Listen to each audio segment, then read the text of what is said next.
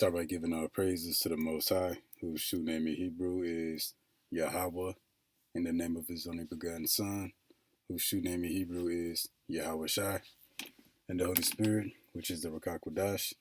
Double honors to the elders and apostles and the Holy Spirit, who taught us His truth. Honors to the brethren doing the work to push the gospel, risking their life and freedom to do so.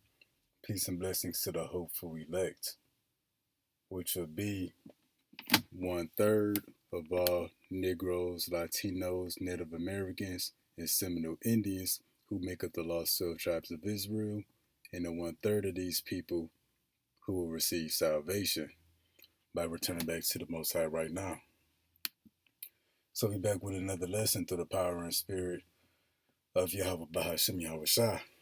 And I think I'm going to title this lesson, The Holy Angels Do Not Lust.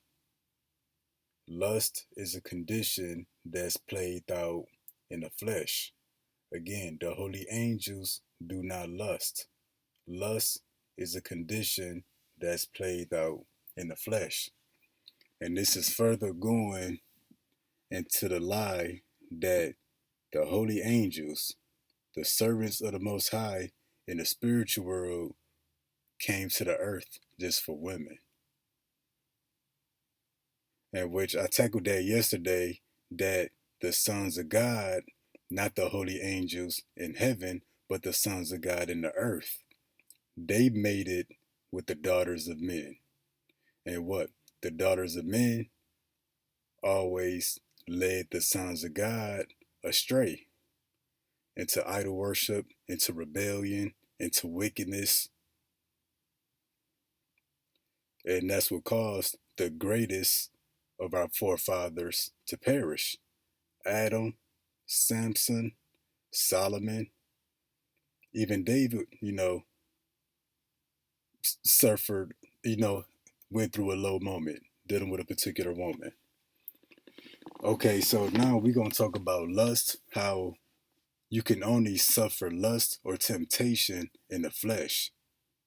But the holy angels, which are in spiritual bodies, not fleshly bodies, they don't suffer lust or temptation. So we're going to get into it. But that's why first we're going to start here. Titus 1 and 14. Not giving heed to Jewish fables and commandments of men that turn from the truth. Because that story of the angels came to the earth and took the women of the earth, that's a fable. It's a myth. Then when we look up that word myth, it says it's a traditional story. That's no different than a traditional story of the Garden of Eden. When you people taught your children that Adam and Eve got punished from God by eating the fruit, and that a serpent, a snake, talked Eve into eating a forbidden fruit. That's a myth, that's a fable. And the story of the holy angels coming to the earth is no different. They both foolishness when you really listen to them and analyze them. But we're going to start right here. This is Mark chapter 12, verse 19. We're going to get the backstory a little bit. Master Moses wrote unto us, if a man's brother die and leave his wife behind and leave no children, that his brother should take his wife and raise up seed unto his brother. Now there were 7 brethren. The first took a wife, and dying left no seed. And the second took her, died, neither left any seed. And the third likewise. And the 7 had her, and left no seed. Last of all, the woman died also. In the resurrection, therefore, when they shall rise, whose wife shall she be of them? For the 7 had her to wife. So we get the question. Yahweh Shai answering said unto them, do you not therefore err, because you know not the scriptures, neither the power of Yahweh? For when they shall rise from the dead, they neither marry nor are given in marriage. So in the resurrection in those new bodies. Anything you did in the past, it's erased. It's like it never happened. It says, but are as the angels which are in heaven. So let's read that again. Because what they pretty much saying is that based on this woman's past, who is she going to belong to? Well, when we in those new bodies in the resurrection, we have no past. It's a fresh start. That's why 2nd Ezra 6-9 says Esau is the end of the world, but Jacob is the beginning. You know, there's no past in the resurrection. But let's read this again. They neither marry nor are given in marriage, but are as the angels which are in heaven. The angels which are in heaven, they neither marry nor are given in marriage. So the angels got nothing to do with marrying and giving into marriage. What's the biblical definition of marriage and marrying? Well, let's show that real quick to understand. Let's go to the book of Matthew, chapter 19, verse 4. And he answered and said unto them, have you not read that he which made them at the beginning made them male and female? So this is going to the biblical definition of marriage, or to marry.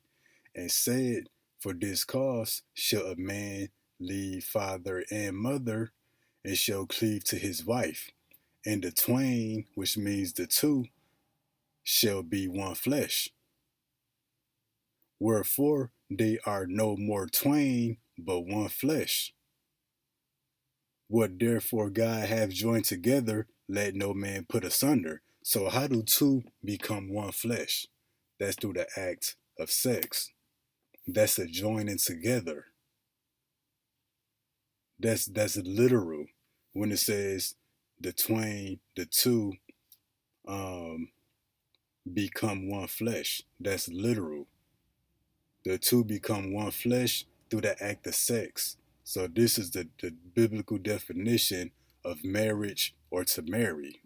And let's prove that the twain being one flesh, let's prove this is dealing with marriage, because in the next verse it says, they say unto him, why did Moses then command to give a writing of divorcement and to put her away?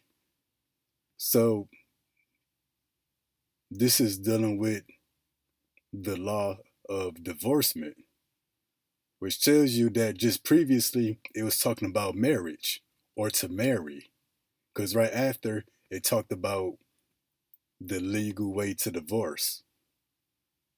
So this could only be talking about marriage when it talks about the two becoming one flesh. And then when we go back to the book of Matthew, chapter 12, verse 25, they neither marry nor are given in marriage. Because they're asking, which man is this woman going to belong to? You know, but again, they neither marry nor are given in marriage in a resurrection, in those new bodies, but are as the angels which are in heaven, because the angels which are in heaven, they don't marry nor give into marriage. In other words, they don't have sex, because sex is about reproducing, or continuing life in the earth. The scriptures tell you that the Lord created the earth to be inhabited. We die here in the earth, so we got to reproduce some way so that the earth can continue to be inhabited. Well, in the spiritual world, there is no death. Nobody dies. So there's no point of reproducing. All right, so again, they neither marry nor are given in marriage, but are as the angels which are in heaven. And what's the biblical definition of marriage? When a man leave mother and father and shall cleave to his wife, and the two shall become one flesh. And that's through the act of sex. Wherefore they are no more twain, but one flesh. So this act of sex, angels don't partake in none of that in whatsoever. Because again, they neither marry nor are given in marriage, but are as the angels which are in heaven. So the angels which are in heaven, they got no business or no desire to marry or to be given in marriage. Okay, so now let's go to the next point. We're going to go to Matthew 26:41. Watch and pray that you enter not into temptation. The spirit indeed is willing, but the flesh is weak. The spirit is willing, but the flesh is weak. Why is the flesh weak? Because it suffers temptation. Another word for that would be lust. In your spirit, you could really not want to do something you can know that is wrong. But because you're in the flesh, you're going to act out on that temptation or that lust. So only these fleshly bodies in the earth, only they suffer temptation and lust. But the spiritual bodies, the angels which are in heaven, they don't suffer lust and temptation because they're not in the flesh. And now let's look up this word temptation. We're going to look at it in Greek in the Blue Letter Bible. Strong's G 3986, Pyrasmas. Strong's G 3986, Pyrasmas. Pyrasmas. Check this out. The word for temptation. It's an experiment. It's an attempt. It's a trial. It's a moment for you to prove yourself. But okay, a trial proving. So the trial made of you by bodily condition. So temptation is a condition that's played out in the flesh. That's why it says pray that you enter not into temptation because we in the flesh. Temptation, again, it's a trial, it's a condition that's only played out in the flesh, in the fleshly bodies, the mortal bodies, the corruptible bodies, the natural body.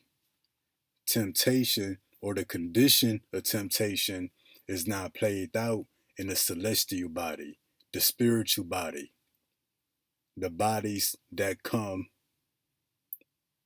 from the heavens, such as the holy angels.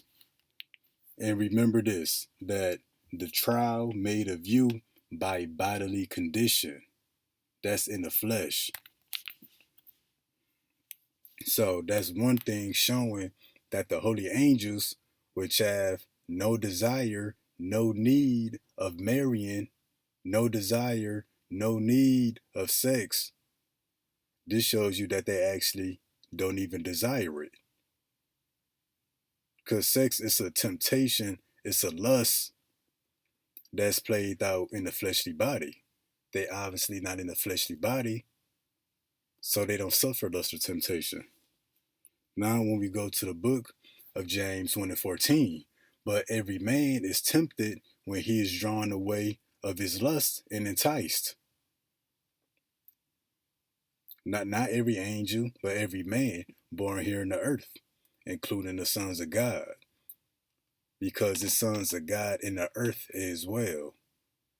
We those men. Then when lust hath conceived, it bringeth forth sin. And sin, when it is finished, bringeth forth death. So, if the angels in heaven, if they suffered lust and they committed sin by taking the women of the earth, well, shouldn't they be dead? Wasn't the Lord supposed to put them to death? So why the Lord just kick them out of heaven? Well, if they was already on earth, they was already kicked out of heaven. So what is it that got these angels put on earth in the first place? So something happened before the Lord kicked them out of heaven. So they was mad, had a grudge, then took the other women, or did them taking the women get them kicked out of heaven? Like how did this happen? But again, sin, when it is finished, bringeth forth death. So whatever got the holy angels kicked out of heaven, that fable, that myth that people still pushing around, if they really sinned against the Lord, why didn't the Lord just kill them? Why did he kick them out of heaven? Why did he kick them to earth? Because it's right there in the law. Sin bringeth forth death. So that means those holy angels, the so-called fallen angels, should have died here on earth. Where they skeletons at? We got skeletons of dinosaurs, all other stuff. Why don't we see no skeletons of angels? 7, 8 foot tall men with skeleton wings attached to them. Why don't we see that nowhere? Why don't we see no body remains of the holy fallen angels? So after the holy angels became fallen angels and took the women of the earth, where they go after? Did they go back to heaven? They still in the earth? Did they die here in the earth? Where are they? And people gonna say, well, those fallen angels, they in hell. Okay, if they in hell, why Satan not in hell? Because according to Job chapter 1 and 2, Satan is walking to and fro in the earth. I can't think of which book is it, but one of the books of the Gospels, when Yahweh Shai, who y'all call Jesus, was fasting for 40 days, 40 nights, when he tempted by Satan. So why Satan not in hell? If they sinned against the Most High supposedly and was kicked out of heaven. But even Satan himself, if he rebelled against the Most High, sinned against the Lord, why didn't the Lord just kill him? Like the Lord killed everybody else. Like the Lord killed everybody in the flood. Like the Lord about to kill everybody again in the lake of fire if they were so bad. Why the Lord let them live? When you really start to analyze and pick at that story with the scriptures, it don't make sense. Because ain't the Most High all powerful? He should have no problem taking out a bunch of angels if they so wicked and rebellious. So now we're going to jump to the second half of the lesson. This is 1 Corinthians chapter 15, verse 39. All flesh is not the same flesh, but there is one kind of flesh of men, another flesh of beasts, another of fishes, and another of birds. So when we look at this, there's many kinds of flesh, the flesh of men and the flesh of beasts. So we being men, we look at beasts as filthy, unclean. You wouldn't dare touch an animal in a sexual way if you in your right mind. Well, we don't know about you Americans, but there's a flesh of men and the flesh of beasts. And we as humans, again, we look at animals as unclean, uncivilized. You wouldn't dare touch one in a sexual way. Well, do you know that in the spiritual world, in heaven, the holy angels, they look at humans as beasts, as animals as well. The scriptures many a times refer to mankind as the Lord's creature.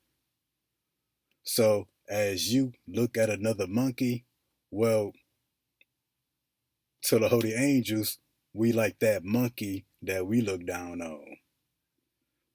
You in your right mind wouldn't desire a monkey. The holy angels don't desire the women of the earth. It's a lower level creation. And just like a monkey or any kind of wild animal is a lower level creation to us. The scriptures, throughout the scriptures, refer to the different nations as beasts of the field, natural brute beasts. That's how the holy angels look at us, like natural brute beasts. Like this is a lower level creation of a creature. And then the scriptures will tell you that we really no different, from wild animals. We got the five operations, the five senses, but also too, a man and a goat, they can't produce offspring. Because if you look at Esau's technology, they get to talking about the 23 chromosomes, the DNA, it don't match, it's incompatible. So a man can't mate with a donkey. A man can't mate with a dog. A man can't mate with a monkey, or a woman and a monkey, or vice versa. The DNA, the flesh, is not compatible. Well, that's the same case even with the holy angels. The holy angels and the women of the earth can't produce offspring because that's two different kinds of flesh, two different kinds of bodies. They're not compatible. And then when we continue down to verse 40, there are also celestial bodies. See, that's further in the point, and bodies terrestrial. And I don't got it on the screen, but celestial bodies, it means bodies that come from heaven, that being the holy angels. And the bodies terrestrial, bodies that originate here in the earth. Genesis 2 and 7, I believe, it said, the Lord formed man from the dust of the ground. That's those terrestrial bodies. This is talking about those fleshly bodies, bodies that can suffer lust, temptation, and go off into sin. But the glory of the celestial is one, and the glory of the terrestrial is another. What's the glory of the celestial? They don't sin, they don't go off. And sin leads to what? It leads to death. So what? Celestial bodies, they never die. They immortal. But what's the glory of the terrestrial body? Well, you got all these earthly pleasures. Not only just sex, but to taste food, different drinks, to smell, to produce offspring and see your seed from generation to generation, to be able to become one with a woman. That's the glory of the terrestrial. See, so again, but the glory of the celestial is one, and the glory of the terrestrial is another. So both have benefits. And again, the benefits of terrestrial bodies, fleshly bodies, it could become one flesh with a woman through the act of sex. But the celestial, remember, they neither marry nor are given in marriage, but are as the angels which are in heaven. That's the celestial bodies. In celestial bodies, you don't marry nor be given into marriage. What is that? That's sex. They have no need, no desire to become one with another celestial body. There's no point to it. So that tells you that the holy angels, the things that they desire, the things that they look forward to, is different than what we desire and what we look forward to down here in the flesh. Because again, but the glory of the celestial is one, and the glory of the terrestrial is another. And that's because you people freaked out. Everything is about sex to the people. Yeah, the angels came down here and had sex with the women. There's creation out there being the holy angels, which is billions of angels. Really can't number them. It's billions of life forms out there that have no need, no desire of sex. Everything ain't about sex. There's life forms or creations that live and thrive without sex. And they wouldn't change it for anything. But again, the celestial is one glory, and the glory of the terrestrial is another. They both got their benefits. But also, too, they both desire and live for different reasons. So when we go down to verse 42 through 44, so also is the resurrection of the dead. That's going to the raising of the elect, those who die and be alive in the truth. It is sown in corruption, it is raised in corruption. What's the corruption? It's the terrestrial, the fleshly bodies. It's the terrestrial, the fleshly bodies, the corruptible bodies that go through temptation, which is a condition that's played out in the fleshly body. It is sown in dishonor and raised in glory. It is sown in weakness. And what's weak? Let's go back to it. Matthew 26:41, watch and pray that you enter not into temptation. The spirit indeed is willing, but the flesh is weak. So going back, sown in weakness, that's dealing with the flesh, those terrestrial bodies. Bodies that suffer temptation and lust, which is a condition that's played out in the fleshly body. It is raised in power. That's those angelic celestial bodies. It is sown in the natural body. It is raised in the spiritual body. Yeah, a natural body in a spiritual body can produce offspring. So no, the holy angels did not mate with horses. And they say that's how you get Sagittariuses. Or that, whatever the hell you call that half horse, half man. They said that came from an angel mating with a horse. Or they say a mermaid is an angel that mated with a fish. That's straight retardedness. This shows you here that there's two different kinds of bodies. The natural body, that's a terrestrial body. That's the fleshly body that needs to reproduce, that desires and look forward to sex, which leads to offspring so that life can continue in the earth. But the spiritual body, that's the celestial bodies, that's the angel bodies, who what? Neither marry or be given into marriage. The spiritual bodies have no need or desire for sex. There's no point. Remember, the glory of the celestial is one, but the glory of the terrestrial is another. So those who be in celestial, spiritual bodies versus those who be in terrestrial, natural bodies, they live for different reasons.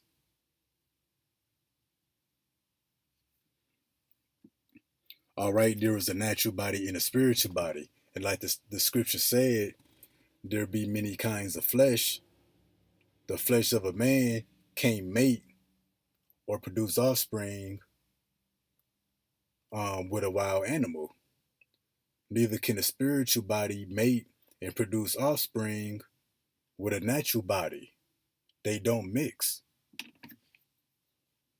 Because again, a spiritual body is immortal. A natural body, it dies. So if the holy angels and spiritual bodies did produce offspring with the women in natural bodies, would the offspring be mortal or immortal? Or would it be half and half? And that itself don't make sense. So there's a natural body, there's a spiritual body. They both have different desires. They both have their own glory. Meaning what? Those in the natural bodies have different needs and desires from those in the spiritual body. So again, here we see that there's a spiritual body and a natural body. Well, let's jump back to a precept we grabbed earlier, which was Matthew 26:41.